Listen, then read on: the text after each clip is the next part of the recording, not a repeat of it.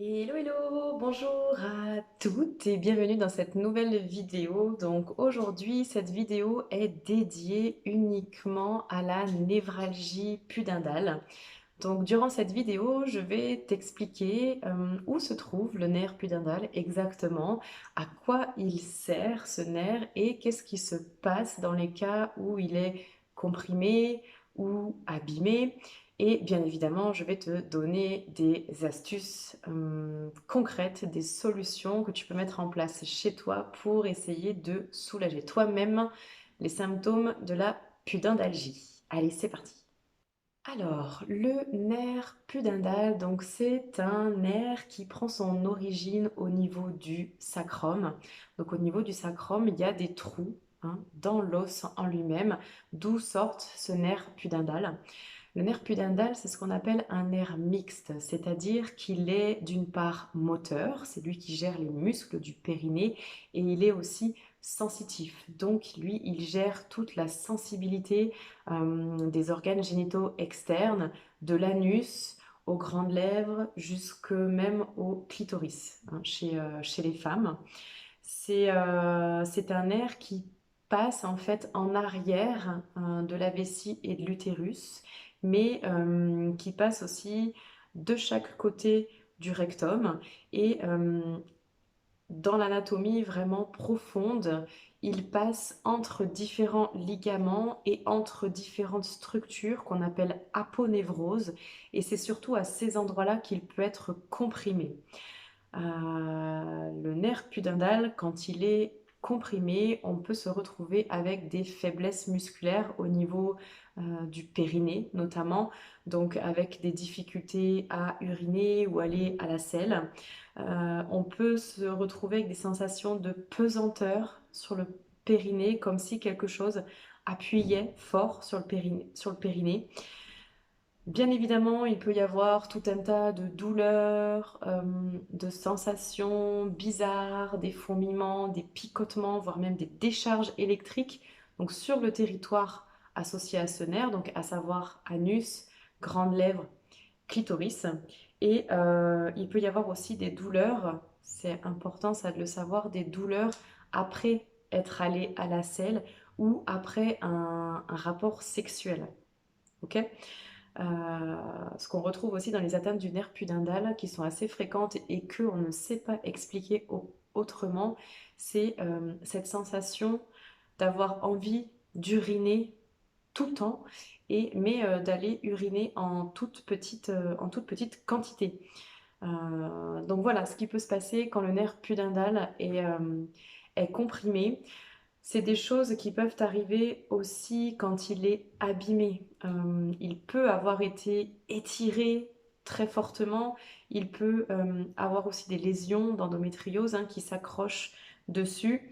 Dans ces cas-là, tout ce que je vais pouvoir dire par la suite peut être totalement utilisé pour essayer de soulager, mais si le nerf est abîmé vraiment, voilà, ça va être beaucoup plus compliqué.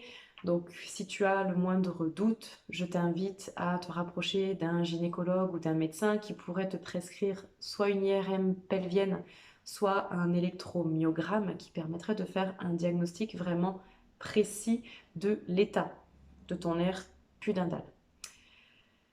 Ce nerf pudendal, comme j'ai dit, il peut être comprimé par tout un tas de structures, étant donné les endroits sur lesquels il passe. Donc, comme je l'ai dit avant, il peut être pincé par les ligaments entre lesquels il passe. Il peut être écrasé par les aponevroses qu'il côtoie. Dans le cas d'un utérus, par exemple, rétroversé, qui serait vers l'arrière, on peut avoir une irritation du nerf pudendal à ce niveau-là. Tout ce qui est lésions endométriales, bien évidemment, sur les rectums, sur les trompes, sur les ligaments sacrés. L'endométriose profonde peut être responsable aussi d'une compression de ce nerf. Et puis, bien évidemment, on va retrouver aussi une hyperdensité de l'os sacrum, le sacrum à travers lequel passe le nerf pudendal. Ça, on peut le retrouver Par exemple, suite à une grossesse où le bébé appuyait beaucoup sur l'arrière du bassin, on peut le retrouver aussi suite à un accouchement. Ok? Voilà ce qu'on peut dire sur le nerf pudendal. Maintenant, on va passer à la deuxième partie. Le truc le plus intéressant pour toi, j'imagine, c'est qu'est-ce que tu peux faire toi pour te faire du bien. On y va. Donc, si le nerf pudendal est intact, s'il est seulement comprimé ou irrité par certaines choses, on va pouvoir avoir un impact vraiment très intéressant dessus, notamment en essayant de décongestionner toute la zone, en essayant de faire de la place, de donner de l'espace à ce nerf pudendal. Donc, premièrement, en ostéopathie, on a tout un tas de techniques vraiment qui permettent de faire de la place dans cette zone. Donc on va pouvoir travailler d'abord sur le sacrum, sur l'os en lui-même, pour essayer de le dédensifier et faire en sorte vraiment qu'il ne comprime pas le nerf à sa sortie directe. On va pouvoir remettre à l'équilibre l'intégralité du bassin, toutes les articulations du bassin pour que ce soit libre et que tout puisse bouger correctement. On va pouvoir étirer les ligaments du bassin, les ligaments sacrés, les ligaments profonds qui maintiennent les organes à l'intérieur du bassin. Bien évidemment, on va pouvoir mobiliser aussi les organes en eux-mêmes, redonner de la mobilité à la vessie, à l'utérus, au rectum, pour faire en sorte qu'il ne reste pas figé dans une certaine position qui pourrait éventuellement comprimer le nerf pudendal. Et puis bien sûr, s'il y a de l'endométriose, on va pouvoir travailler directement sur les lésions endométriales, essayer de retrouver un minimum de souplesse sur ces lésions pour limiter en fait l'impact sur le fonctionnement général du bassin. Ça, c'est la partie ostéo. En ce qui concerne ce que tu peux faire toi-même de chez toi, eh bien, tu peux venir dans un premier temps étirer certaines structures. Donc étirer le muscle psoas, les muscles rotateurs des hanches qui sont susceptibles de fermer le bassin. Tu peux venir étirer aussi ton périnée, bien évidemment. Il existe des techniques de contraction, relâchement spécifiques au périnée qui peuvent permettre de le renforcer d'une part et aussi de le maintenir en souplesse. Tout ce qui est automassage du périnée, c'est aussi vraiment très efficace, même si ça peut être sensible, voire douloureux sur le moment. Les premières fois, on le fait. Et il existe un exercice respiratoire qui se fait en yoga, qui s'appelle l'aspiration ventrale, qui permet de venir ouvrir au niveau du diaphragme et puis aussi d'étirer en fait entre le diaphragme et le périnée. La suite, dans la vidéo qui vient, je te montre les exercices que tu peux faire chez toi. On y va.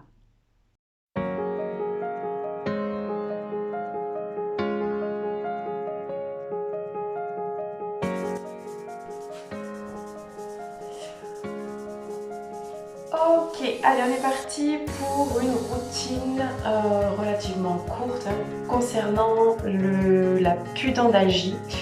Donc, tu peux déjà, toi, t'auto-masser au niveau du périnée, si tu t'en sens capable. Vraiment, c'est d'aller chercher autour de tes orifices de sortie, que ce soit l'orifice de sortie de la vessie ou du vagin, les zones qui peuvent être en tension autour de ça.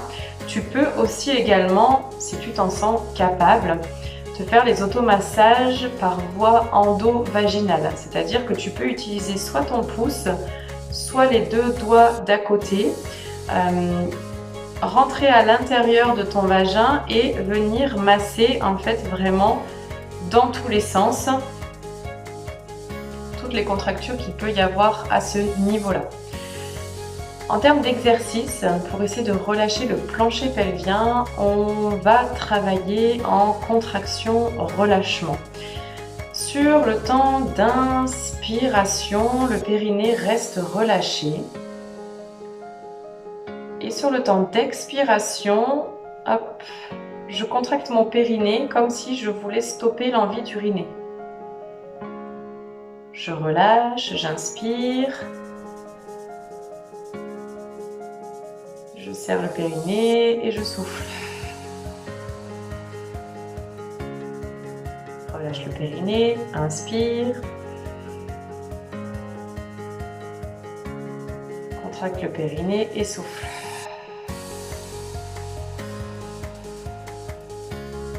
Tu peux faire cet exercice de contraction-relâchement 10 fois.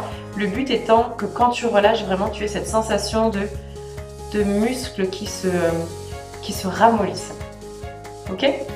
Deuxième exercice d'étirement, c'est l'étirement du muscle psoas. Donc, le muscle psoas, c'est un muscle ici du pli de laine qui vient s'attacher sur les lombaires et quand il est en compression, il vient mettre en compression toute la colonne et il peut venir comprimer les nerfs qui passent à cet endroit-là. Donc, une jambe devant, le pied assez loin. Tu peux rester comme ça dans un premier temps et voir si ça tire déjà un petit peu ici. Si ça ne tire pas, je t'invite à te redresser, à essayer de rentrer un petit peu le ventre et à laisser tomber le bassin dans le sol. Dans cette position, ça doit tirer ici, au niveau du pli de laine, ça peut tirer un peu dans les lombaires.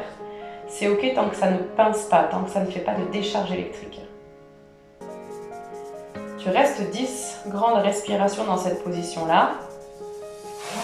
Et tu changes de côté. D'abord comme ça, si ça tire déjà. Puis comme ça, pour aller plus loin. 10 respirations.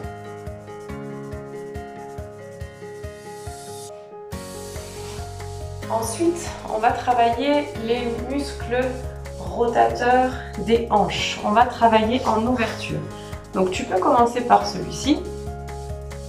Tu ramènes les pieds proches de ton bassin. Tu peux attraper les bouts des pieds, laisser tomber les genoux sur les côtés, voire même appuyer un petit peu dessus. Tu fais 10 longues respirations dans cette position et tu relâches. Autre exercice, je t'invite à t'allonger sur le dos, à amener un pied sur l'autre genou. Ramener le genou vers toi et attraper ici. Si tu as du mal à attraper ici, tu viens attraper derrière la cuisse. Et tu tractes vers toi. C'est censé tirer dans la fesse, dans la hanche de la jambe qui est pliée. 10 respirations. Tu poses et tu inverses. L'autre pied sur l'autre genou. Et je viens attraper soit le genou, soit l'arrière de la cuisse. Et je tire. Là, ça doit tirer dans la fesse ici, dans cette zone-là. 10 respirations.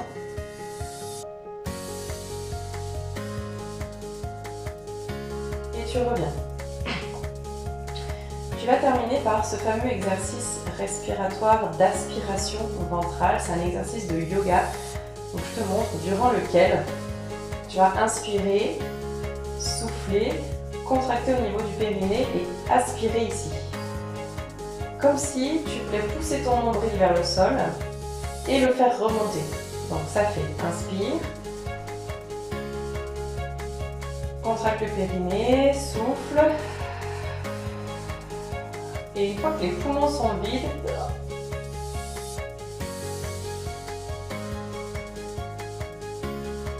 relâche au niveau du ventre, au niveau du périnée et inspire.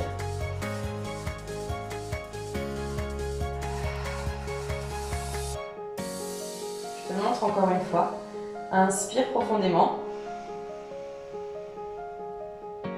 Bloque au niveau périnée. Souffle. Et aspire le ventre.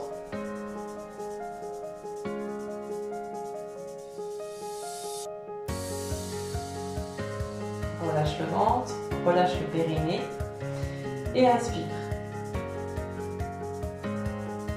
Cet exercice, il n'est pas évident à mettre en place, mais une fois qu'il est maîtrisé, il permet vraiment de venir étirer entre le périnée ici et le diaphragme qui est là. Donc vraiment ça met beaucoup de place.